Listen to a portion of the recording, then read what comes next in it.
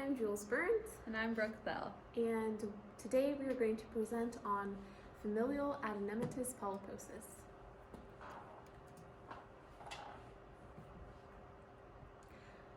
So, what are those, you ask? We're here to educate you on that.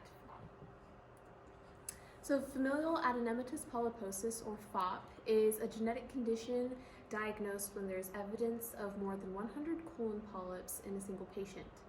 An adenomatous polyp is an area where normal cells that line the inside of the person's colon form a mass on the inside of the intestinal tract. This diagnosis is linked with a very high likelihood of colon cancer development as well as risk for further organ cancer, according to cancer.net, and if not treated can result in death. The average age for polyps to develop is in the mid-teens. Most people with FOP will have multiple colon polyps by age 35. If FOP is not recognized and treated, there is a very high likelihood that a person will develop colorectal cancer. According to the NIH, FOP is most likely to affect Asian, African American, and other races and ethnicities over Caucasians. The pathophysiology of FOP can result from mutations in the APC and MUTYH gene and can be inherited from one or both parents. Tumor suppression is controlled normally in the colon with a normal APC gene, but with APC gene mutation, uncontrolled growth occurs within the colonic tumor cells and polyps will result. When FOP results from mutations in the MUTYH gene, the parents of an individual with an autosomal recessive condition each carry one copy of the mutated gene, but do not show signs and symptoms of the condition until after it manifests in their child. Those who carry the APC gene, though, are dominant carriers. Sigmoidoscopy or colonoscopy is recommended by cancer.net every 1 to 2 years, starting at ages 10 to 12 for people with FOP. Yearly colonoscopies are, once polyps are found, are until a colectomy is planned. After colon surgery, doctors will monitor for patient's lower tract with a sigmoidoscopy. An upper endoscopy is used to watch for duodenal polyps. An ultrasound of the thyroid glands may be considered to monitor for thyroid cancer starting at ages 25 to 30, and a CT or an MRI may be recommended by your doctor. For nursing implementation, we must first and foremost educate. We should educate parents about the need for cancer surveillance even after a colectomy is performed.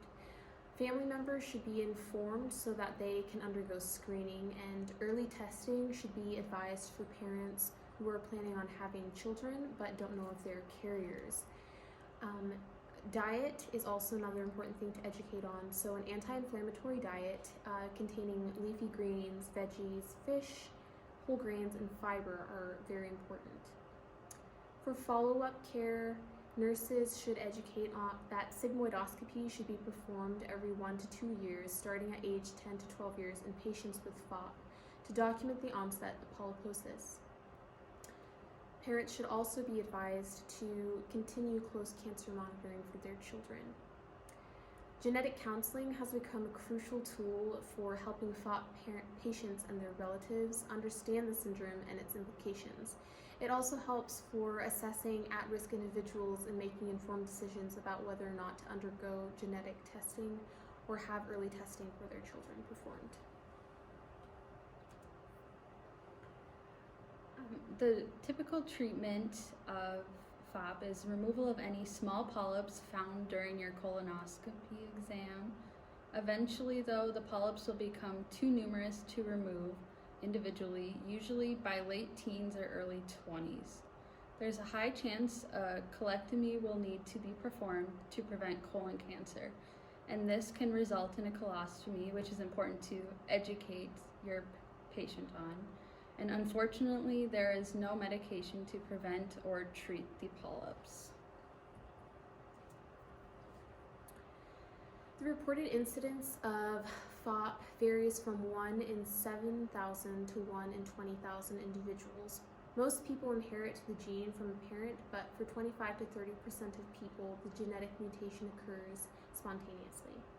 If untreated, the polyps in the colon and rectum are likely to become cancerous when you're in your 40s. There's also an increased risk of cancer developing in other organs such as your stomach and your small intestines. The risk for cancer in FOP can be reduced through the removal of colorectal and duodenal polyps. Studies are being conducted to find out if medications can be effective in reducing cancer risk. A recent clinical trial performed by the National Cancer Institute found that a combination of two medications, Clinaril and Tarcoval, decreases the number of colorectal and duodenal polyps. While this is promising, the treatment is not currently standard of care, as further research is needed to determine the long-term outcomes. Here are our references. Thank you for watching.